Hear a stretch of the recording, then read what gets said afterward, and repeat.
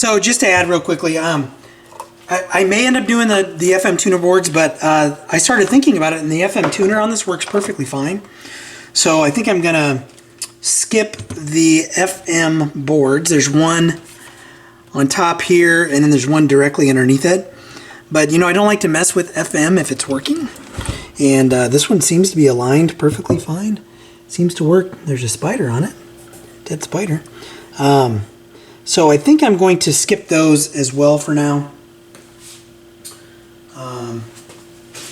Sorry, looking for my little preamp bag. So I think I'm going to move on actually to the amplifier boards. And then I'm going to save these stuffed cans for last. So anyway, now if you like what you see, hit like, hit subscribe. I'll catch you in the next video, and likely we will be working on the 2 amp boards. Okay, it's time for the amplifier boards. And what I'll be doing is I will recap one, test it, then off camera I will do the other one, and then we'll come back and revisit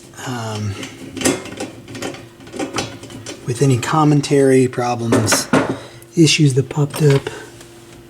So I think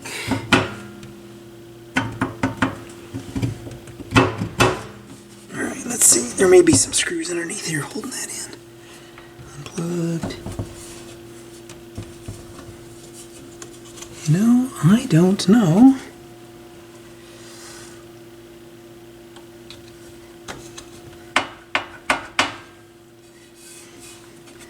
I think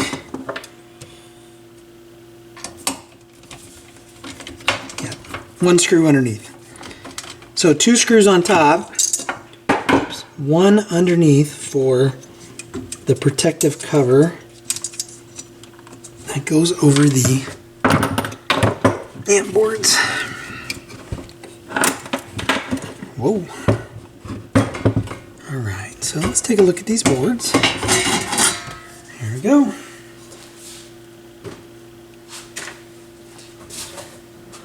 And I'm just looking for my amp board baggie.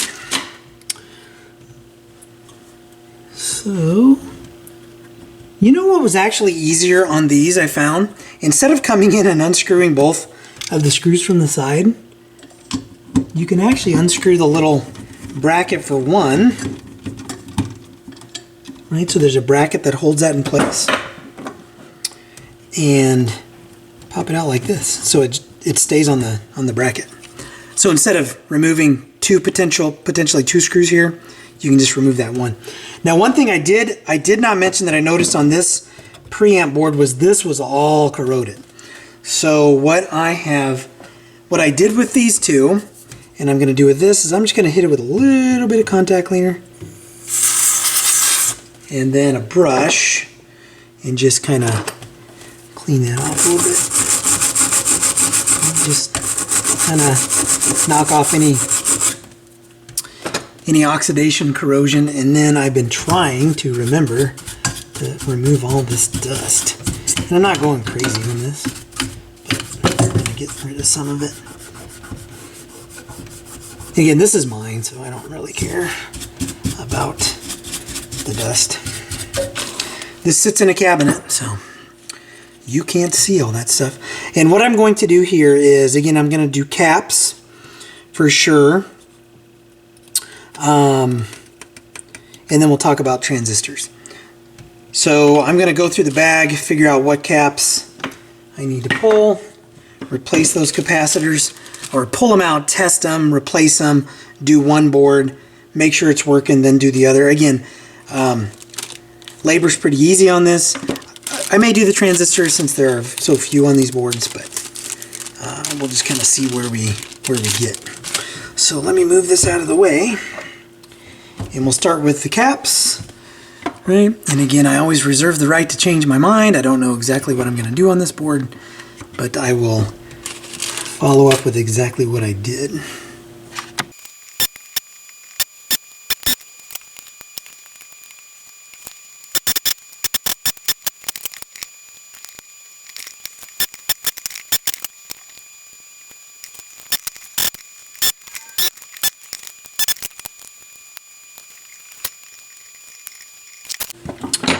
Okay, that was done.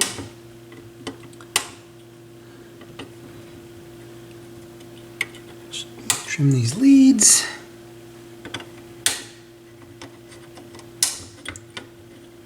Then I'm going to test the old caps just to see what was going on with them. Then I'll explain to you what they were replaced with. Dang, I got like a little piece of metal stuck in my thumb. Kind of like a splinter. All right, so, oh man, look at that. That is ugly. Man, what's up with that? I don't know how in the heck that happened. Here we go.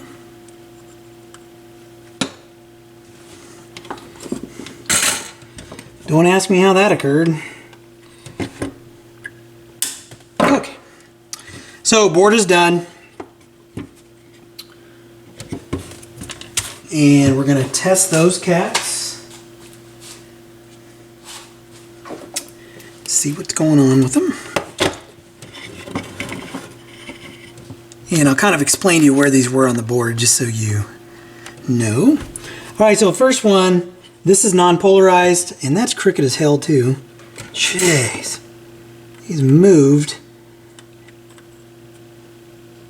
So I'm going to make sure I get these on there straight. And that one's probably... That's better. Apologize for that. Okay, so first, this is a non-polarized 3510, so 35 microfarad. The instruction said it was 40. It's marked 35. Let's see what this comes up at. 13. 13? Oh, 1035. 10 microfarad 35. Okay, sorry, I had that backwards. And then I replaced this 470. And this one was sitting up on the board like this, in this position here. Let's see what this one comes back at. 739. Not good. That wasn't good. This one is 150, and I replaced it with a 220 that came with the kit.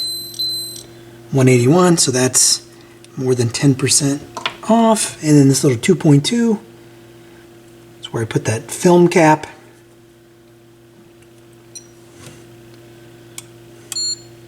$1.58. Didn't like that one. So now what I'm going to do is test it. I'll do that off camera. Nothing eventful happens. I will go on to the next board, and the next portion will be me with both the amplifier boards put back in. Alright, amp boards are done. Again, I did not do the transistors. May go in and do those later. But sounds good. Still humming right along. So, I may do the FM board. So what I've noticed is if I have it on FM and I turn it on, I'm hearing that like a capacitor charging. But if I have it on any other input, it doesn't do that. So I don't listen to FM on this, so I may still go in and do the FM boards. I may leave it alone, I don't know. So, I'm sorry about that. So I'm not sure about the FM boards. I do have some other miscellaneous capacitors that I'm going to replace underneath. There were like 4 of them that were included in the kit. So I may do that part next, and then those stuffed cans I'll probably do last because I don't want to do those. So I'll save those for a time where I'm in the zone. I'm mentally prepared to do that. All these caps were consistent. So the 470s on both channels were almost 800. So they were off quite a bit. And grab that. And everything else was more than 10% out of tolerance. So I probably will not keep any of these because they're not good. So anyway, that's it for the amp boards. If you like what you see, hit like, hit subscribe. Catch you in the next one. Okay, quick ad. I did replace the 2 transistors here on the amplifier boards. These came with a kit. I haven't done any of the other components yet. The board seems to be fine. I'm just going with what the kit had in it for right now. So I mentioned, well, maybe I'll save that for the next segment. I was chasing this rumble sound, and it's only on the right channel, and it's only occasionally. Now, it hasn't happened in the last probably 4 or 5 times I started this up or shut it down. But it's kind of perplexing me if it comes back. And if it comes back, I'll kind of take you through my attempt at resolving the issue. But to eliminate the preamp, the amp, or the outputs, I've basically swapped everything around, including the outputs, and it's still on the right channel, which doesn't entirely make sense to me, because if it was a power supply issue, I would suspect it would just be on one channel and not, or I mean, it would be on both channels and not just one. So anyway, but again, I think it's gone. I'm not sure. On FM, it still makes some noise, but on other other inputs, it doesn't. It could be something in the FM. I still have not recapped that, and I'll probably go ahead and do that.